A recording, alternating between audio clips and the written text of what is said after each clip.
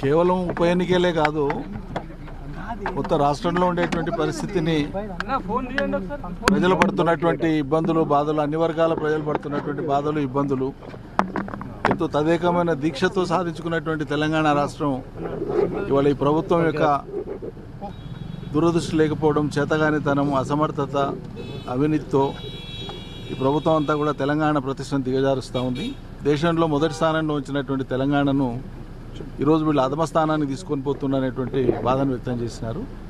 అందులో భాగంగా ఉప ఎన్నిక కూడా ఒక అంశంగా మాట్లాడినారు తప్ప కేవలం ఉప ఎన్నిక మాత్రమే కాదు ఇవాళ జరిగినటువంటి సమావేశం. మొత్తంగా పార్టీ ముఖ్య నేతలకు దిశానిర్దేశం. మేమంతా కేసీఆర్ ప్రతినిధులమే కదా. కేసీఆర్ గారు వస్తారు కాదు, మోడీ గారు వస్తున్నారా, సోనియా గాంధీ గారు వస్తున్నారా? వాళ్ళు వస్తే కేసీఆర్ గారు కూడా వస్తారు.